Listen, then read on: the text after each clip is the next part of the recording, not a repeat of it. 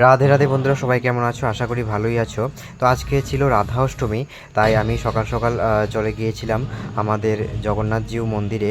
তো গিয়ে দেখি প্রচুর ভিড়, প্রচুর লোক সমাগম হয়েছে। তো সেখানে এখন জাস্ট রাধারানীর অভিষেক সম্পন্ন হলো, তাই রাধারানীর এখন শৃঙ্গার হবে। সেই জন্য পর্দা দ্বারা মন্দিরটাকে বন্ধ করে রাখা হয়েছে। তো যেহেতু রাধারানীর এখন দর্শন হবে না, আমি চলে আসলাম নাট মন্দিরে। সেখানে ভোগারতি হচ্ছে, তো আমি অংশগ্রহণ করলাম সেখানে ভোগারতির মধ্যে। তারপরেই রাধারানীর দিব্য দর্শন। এই যে দেখছো, ভক্তরা সবাই পর্দাটা যেটা এত সময় ছিল সেটাকে সরিয়ে দিচ্ছে রাধারানীর দর্শন করার জন্য।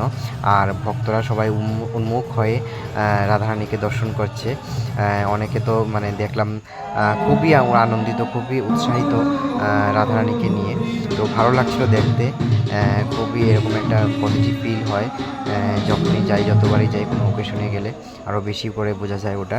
তো এখানে দেখো রাধারানীর শৃঙ্গারের পর এখন আরতি করা হচ্ছে, পঞ্চপ্রদীপ দ্বারা আরতি করা হলো।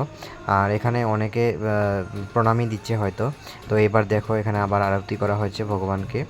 তো আমরা সবাই হয়তো সরাসরি দর্শন করেছিলাম।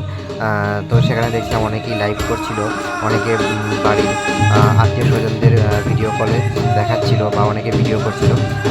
সরাসরি দর্শন করা যেই কথা, এভাবে দর্শন করাও হয়তো রাধারানীর আশীর্বাদে নিশ্চয়ই সমান ফলই পাবে ওরা। তো তাই সেই জন্য আমিও ভিডিও করছিলাম, যাতে তোমাদের দেখাতে পারি। যারা হয়তো সরাসরি যেতে পারছো না, বাড়িতে বসেই রাধারানী দর্শন করে তার বিরল সৌভাগ্যের অধিকারী হতে পারো। তো দেখো, হ্যাঁ, আমি তো ঘেমে টেমে অস্থির, প্রচণ্ড গরম ছিল, প্রচুর লোক না, তাই জন্য। তো এখন সবাইকে শান্তির জল ছেটানো হচ্ছে, যেটা দিয়ে শঙ্খের আরতি করা হয়েছিল সেটা দিয়ে। তো আমাদের উপরও দেওয়া হয়েছিল। তো আজকের জন্য এতটুকুই। সবাই ভালো থাকো। আর আমার ভিডিও যদি তোমাদের ভালো লাগে তাহলে অবশ্যই ফলো করে দিও।